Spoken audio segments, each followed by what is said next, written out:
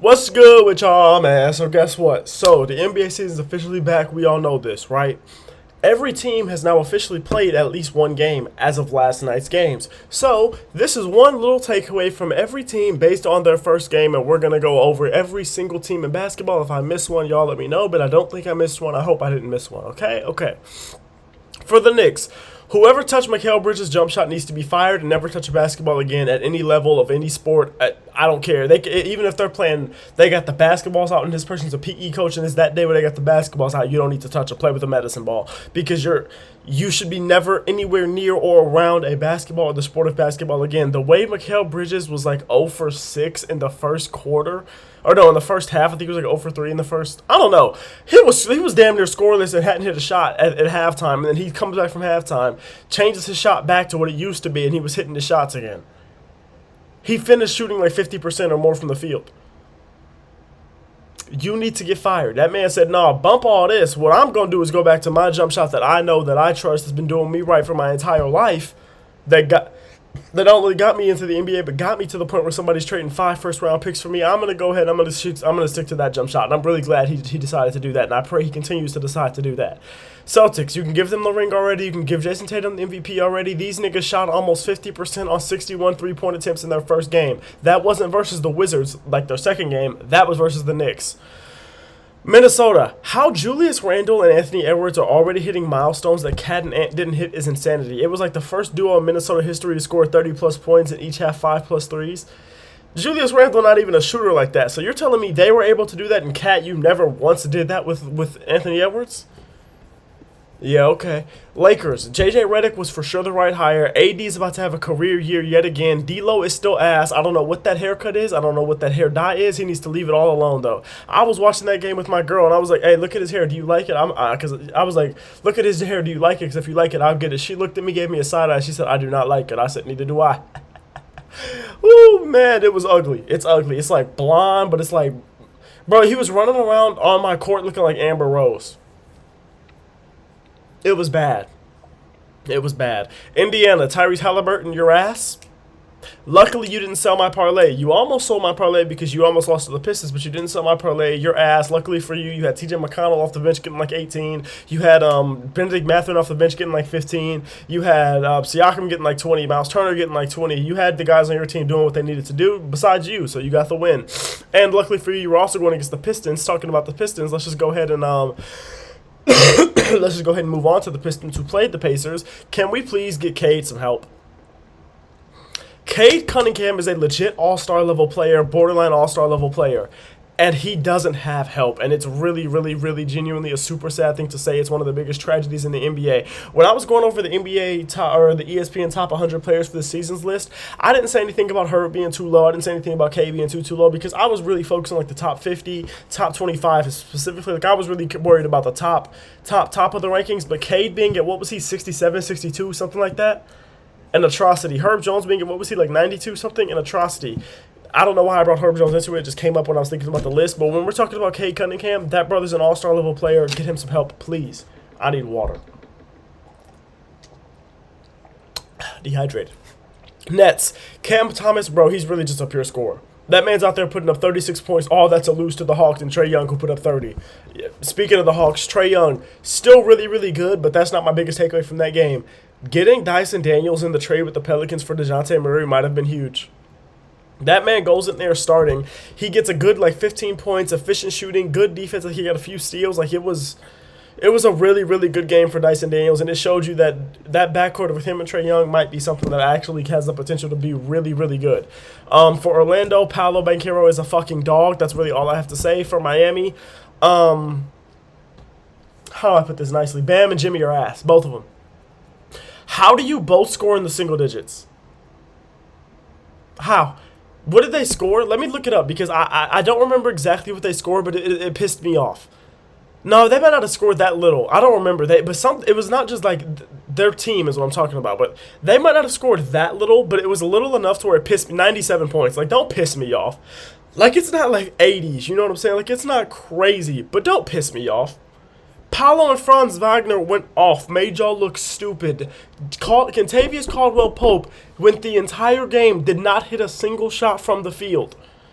Cole Anthony off the bench went the entire game and did not hit a single shot from the field. And y'all lost by 20 because Jimmy Butler scored 3 and Bam Adebayo scored 9. Meanwhile, you got Terry Rozier out here as your leading scorer of 19 points. Yeah, it took him 15 shots to do so. Literally the only people on your team that looked good, Jaime Jaquez in his minutes off the bench, Nikola Jovic, and Tyler Hero. And Tyler Hero looked mid. I wouldn't say good. Like, what are we doing, bro? Let's be so dead ass, Miami. Philly, Tyrese Maxey. You put up 30 shots. I think it was 31 to be exact. And I think you had 25 points. If you put up 30 shots and you have under 30 points at the end of a game, that's nefarious work. That's nefarious work. Embiid and George weren't there. So you should be the number one option. You put up 31 shots and only had 25 points, nefarious work. And Embiid and PG are so unreliable, bro.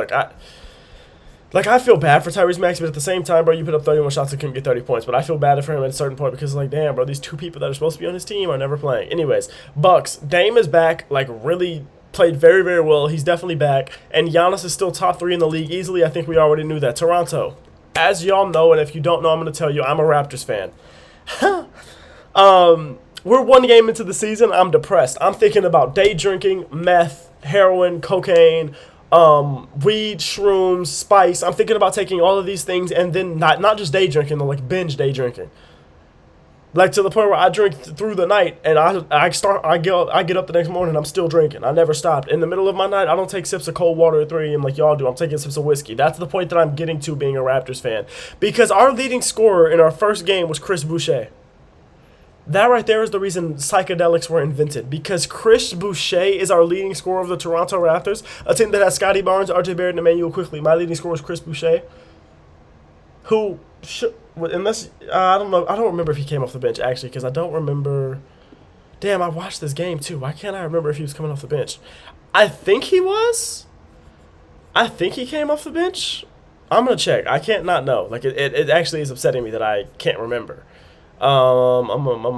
Versus Cleveland, we lost by 30 points. Yeah. This man was 5 for 9. He definitely came off the bench.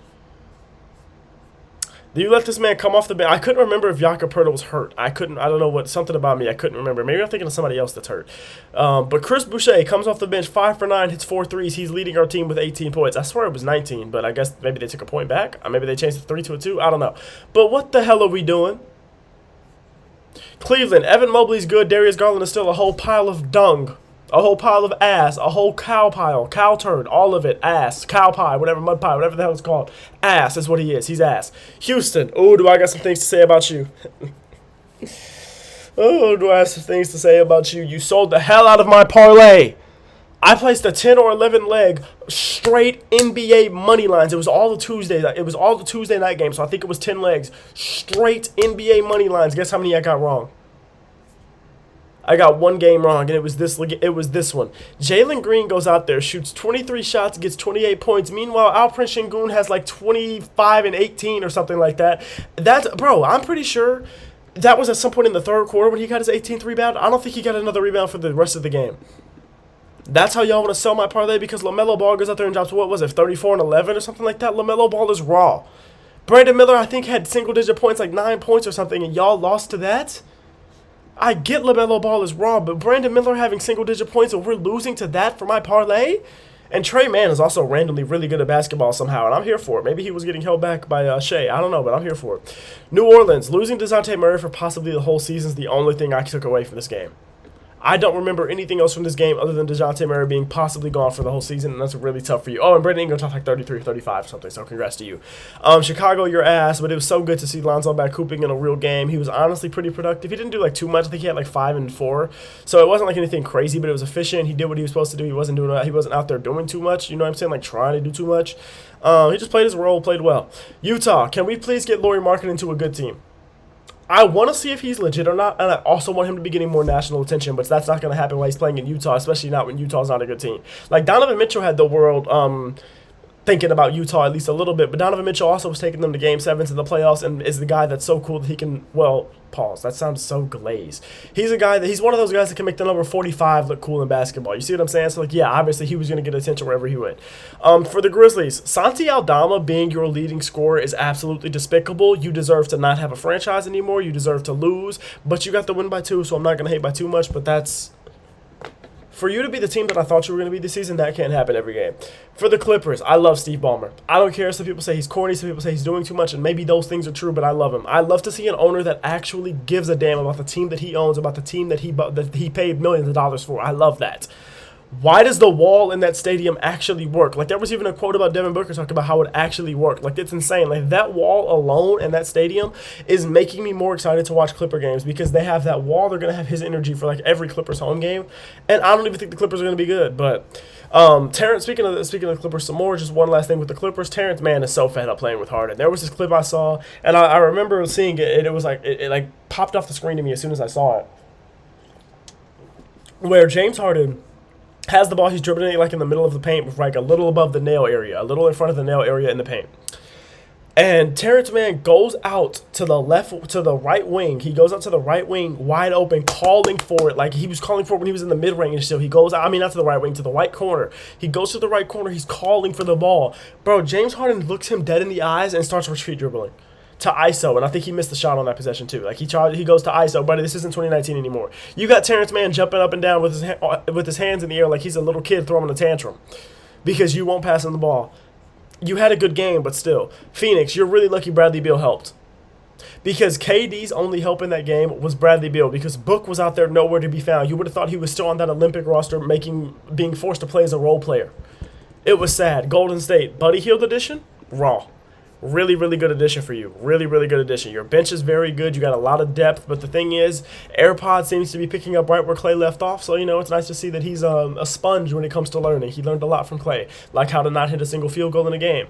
But he did take 2 charges, and charges outweigh all else when it comes to hoops. So, great game if you ask me. Portland ass. Washington ass. Alex Sarr, your ass. Why did Jordan Poole actually hoop? Like, randomly, Jordan Poole actually hooped. But, yeah.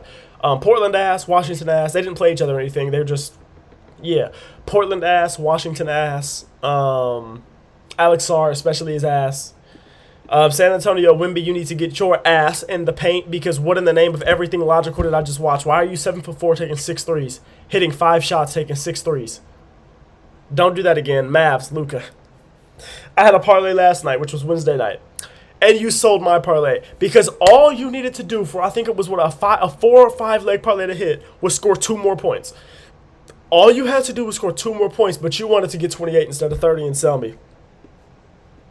Klay, congrats. You hit some shots for the first time in months. You hit some consistent shots for the first time in months. You were getting some open shots. It's not like Steph Curry wasn't getting you open looks. Let's see if this continues to happen. If it does, I'll be super happy for you. And if not, you'll be a face of a lot of hate on this channel. Okay. OKC, extremely good team. It's that simple. Nuggets, things aren't looking great. The championship window is for sure closing. Everyone looked so ass but Jokic for the most part. There's no shooting at all on this team. Jamal Murray's not the same player. Losing KCP and Bruce Brown in back-to-back years is huge. It's just not looking great. Sacramento, you forced 16 turnovers against Minnesota and you weren't able to get the win because you went out there and got absolutely hooped on by Anthony Edwards and Julius Randle and nobody else.